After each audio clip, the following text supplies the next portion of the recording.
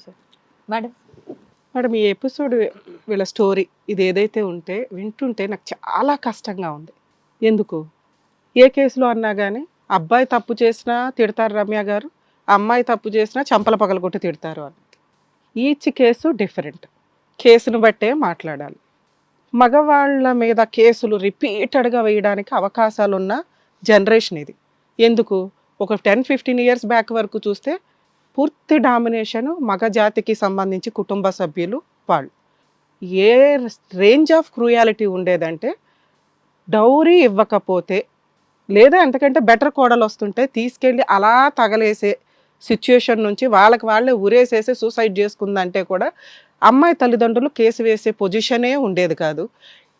కుల పెద్దలో ఊరు పెద్దలో ఊర్లో తోపులో ఎవడైనా వచ్చి అమ్మాయి అలా పనిలోకి వెళ్తుంటే తీసుకెళ్ళి రేప్ చేసి అవతల పడేస్తే కూడా ప్రాపర్ కేసులు ఉండేవి కాదు. ఆ స్టేజ్ నుంచి ఒక్కొక్క అమ్మాయిని ప్రొటెక్ట్ చేసుకుంటూ మనం చట్టాలు మార్పు చేసుకుంటూ వస్తే ఈ రోజున కొంచెం కాలు మీద కాలేసుకుని కేసులు వేసుకునే పొజిషన్కి వచ్చారు. వాటిని ఒక 80-90% అమ్మాయిలు మిస్యూజ్ చేస్తున్నారనే ఛాలెంజ్ చేయొచ్చు. ఎందుకంటే లా అండ్ ఆర్డర్ కూడా కొంత సరే అవి లేకపోతే మరి అమ్మాయిలకి ఏమైనా రక్షణ వస్తుందంటే రాదు. సో అందువల్ల వాటిని తగ్గించలేకపోతున్నాం. ఎందుకంటే ఒక్కవేళ తగ్గిస్తే అమ్మో అమ్మాయిలు డామినేట్ చేస్తున్నారు, అమ్మాయిలకు విచ్చలవిడితనం వచ్చేసింది, అమ్మాయిలు ఫాల్స్ కేసులు వేస్తున్నారని నిజంగా లా అండ్ ఆర్డర్ను మళ్ళీ తగ్గిస్తే ఇక్కడ కూర్చున్న మగజాతికి సంబంధించి ముగ్గురు ఎగ్జాంపుల్ పర్సన్స్ ఎవరైతే ఉన్నారో, ఇది నేను వీళ్ళ ముగ్గురు గురించే మాట్లాడుతున్నా, ఇలాంటి విషపూరితమైన ఆలోచనలు ఉన్న వాళ్ళు బయట ఇంకా మళ్ళీ ఈ బ్రెయిన్లోంచి బయటకు వస్తాయి. ఒక కన్న తండ్రి ఒక కూతురు యొక్క ప్రాబ్లమ్ని అర్థం చేసుకోకుండా నా కూతురు క్యారెక్టర్లెస్ అండి, నా అల్లుడు మంచోడు అన్నాడు. మంచోడు ఓకే, అల్లుడు మంచోడు, అల్లుడు మంచోడు అని మంచోడు కాదని అనట్లా, తండ్రి అనకూడని మాట. కొన్ని సందర్భాల్లో ఒక అమ్మాయి ప్రాస్టిట్యూట్ బిజినెస్ చేసినా ఎందుకు చేసింది అనేది ఆలోచిస్తాం. ఒక తప్పుడు పని చేస్తే ఎందుకు చేసింది, బ్యాక్గ్రౌండ్ ఆఫ్ ద రీజన్ బట్టి అమ్మాయి క్యారెక్టర్ అసాసినేషన్ ఉంటుంది. ఇక్కడ ఈ అమ్మాయి క్యారెక్టర్ని పెట్టుకొని అమ్మాయి ఒక అబ్బాయితోటి సెక్సువల్ రిలేషన్ పెట్టుకుంది, అంతే. క్యారెక్టర్ పడిపోయింది, అమ్మాయిని తీసి అవతలేసేయండి, తగలేసేయండి, లేకపోతే అగ్ని పరీక్ష చేసేయండి అనే అంత పవిత్రమైన క్యారెక్టర్లో ఉన్న ఒక తండ్రి, అరే నా కూతురికి ఏమయ్యింది, పెళ్ళికి ముందు ఇలా ఉందా, లేదు, ఎందుకంటే ఉంటే ఈ పాటికి 10 మంది లిస్ట్ వచ్చేది. ఒక అరేంజ్డ్ మ్యారేజ్ చూసి చేసుకునే అంత పొజిషన్లో అమ్మాయి ఉన్నప్పుడు కూతురు క్యారెక్టర్ని ఆఫ్టర్ మ్యారేజ్ ఎందుకు ఇట్లా జరిగింది అని ఆలోచించాల్సిన, ఒక కడుపులో పెట్టి కాపాడాల్సిన వ్యక్తి తండ్రి. ఆ పాత్ర ఇక్కడ ఫెయిల్ అయింది. అలా వచ్చి కూర్చొని అవును మా కూతురు క్యారెక్టర్లెస్. నెక్స్ట్ కాపాడాల్సిన వ్యక్తి భర్త. ఎవరికి తెలిసినా తెలియకపోయినా 4 గోడల మధ్య జరిగిన సీను ఆయనకి తెలుసు. ఆ అమ్మాయికి ఓవర్ ఫీలింగ్స్ వచ్చినాయి డెలివరీల దగ్గర నుంచి, పెళ్ళి దగ్గర నుంచి. ఇప్పుడు ట్రీట్మెంట్ కన్నా తీసుకెళ్ళాలి, లేదా వాళ్ళ పేరెంట్స్కి ఇంట్లో వాళ్ళకి చెప్పుకోవాలి, అమ్మ నా పరిస్థితి ఇది, ఆ అమ్మాయి పరిస్థితి ఇది. ఒక నార్మల్ అమ్మాయికి ఒక నార్మల్ ఫ్యామిలీకి ఉండాల్సిన దానికంటే కొంత ఎక్సీడ్గా ఉంది. వెంటనే పిల్లలు అనగానే వాళ్ళకి డౌట్ వచ్చి ఉంటుంది. అప్పుడు కనీసం డాక్టర్స్కి చెప్పుకొని కాపాడుకోవాల్సిన భార్యని జాబో కెరియరో అని పట్టించుకోకుండా వెళ్ళిపోవడం. ఇక్కడ ఈ సెన్సిటివ్ పాయింట్లో అవునండి మా ఆవిడ తప్పు చేసింది, క్యారెక్టర్లెస్, 2 పిల్లల తల్లి, నువ్వు కడుపులో పెట్టుకొని నీ భార్యని కాపాడుకోవాల్సింది పోయి ఆ అమ్మాయి తప్పు చేసింది. ఇదే తప్పు మీ మాంగారో నువ్వో చేస్తే అమ్మాయిని ప్లాస్టర్ వేసుకొని మూసుకొని కాపురాలు చేస్తున్నారు. భర్తలు అక్రమ సంబంధాలు పెట్టుకుంటే ఏం చేయాలో తెలియక పిల్లల కోసం, కెరియర్ కోసం, కుటుంబం కోసం, సమాజం కోసం సచ్చి జడి నోటికి ప్లాస్టర్లు వేసుకొని కాపురాలు చేస్తున్న వాళ్ళు కొన్ని కోట్ల మంది ఉన్నారు. ఒక్కళ్ళు కూడా బయటికి రారు. ఎందుకంటే వాళ్ళకి సమాజం అంటే భయం, కుటుంబం, పిల్లల్ని పెంచాలి, బయటకు వచ్చి సంపాదించుకొని ఏమీ చేయలేరు. ఏం చేస్తున్నారు? ఇప్పుడు సోషల్ మీడియా దొరికింది. ఈ తింగర్ చేసిన పని ఎటు వెళ్ళాలో ఎక్కడ వెళ్ళాలో ఏమీ తెలియలే. ఆ మెట్రోలో ఒక అబ్బాయి దొరికాడు. ఇంత ఫాస్ట్ ఫార్వర్డా ఏంటి ఏంటి ఏంటి అంటే అరే ఆ పిల్ల క్లియర్ తెలుస్తుంది కొంత డిప్రెషన్ సివియర్గా ఉంది అని. ఆ అమ్మాయిని పట్టించుకునేవాళ్ళు లేరు, ఆ అమ్మాయికి ఏం జరుగుతుందో తెలియదు. 2 పిల్లల్ని కన్నా తల్లి ఎప్పుడైతే నాకు పిల్లలు లేరు అందో అక్కడే ఆర్డినరీ పర్సన్స్, మా వీడియో చూస్తున్న వ్యూయర్స్కి కూడా అర్థమవుతుంది ఈ అమ్మాయి ఏ రేంజ్ ఆఫ్ సైకలాజికల్ డిప్రెషన్లో ఉంది అని. ఎందుకంటే మేము ఇంతవరకు అట్లాంటి ట్విస్ట్ ఆఫ్ మాట వినలా, మిగతా అన్ని రకాల అబద్ధాలు విన్నాం. పిల్లల్నే మర్చిపోయింది ఆ పిల్ల. తెలియకపోతే ఏమన్నా క్రూయల్గా చెప్తుందంటే అందులో అమాయకత్వమే కనిపిస్తుంది మాకు. ఇక్కడ కనిపించిన 3వ విలను ఇంకొక మగాడు ఒక అమ్మాయికి ఎంత క్యారెక్టర్తో సీట్ ఇచ్చి ఆ అమ్మాయి ఫోన్ చేస్తే బయట కనిపించగానే హాయ్ బాయ్ అనుకోవడం ఫ్రెండ్షిప్. మంచి సిటిజన్, మంచి మగాడు, మంచి ఫ్రెండ్.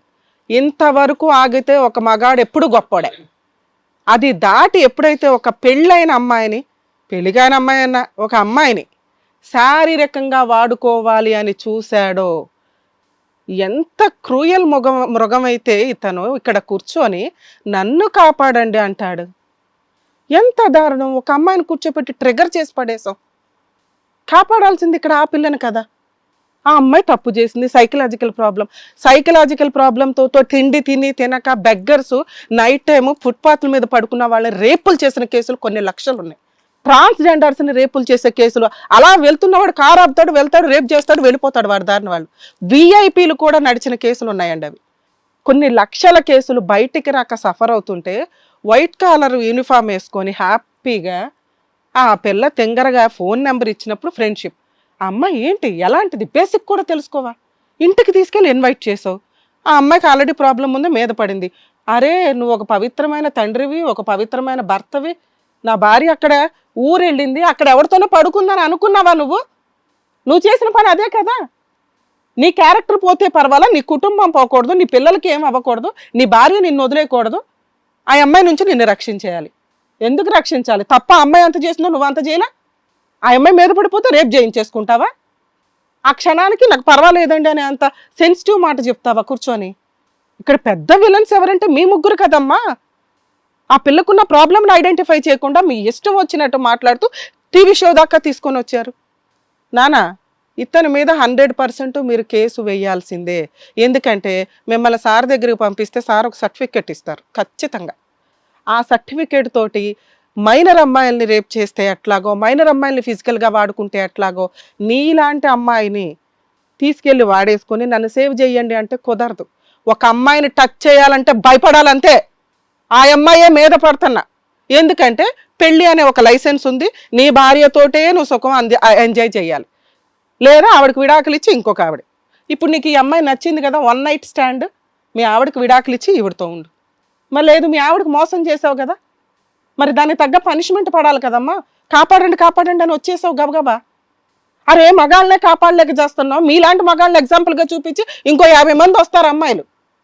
చట్టాలు పక్కన వాళ్ళకి ఫేవర్గా ఉన్నప్పుడు జాగ్రత్త పడరా. ఎవరి జీవితం నాశనం చేస్తావు? వాళ్ళిద్దరికీ తెలియదు ఈ విషయం.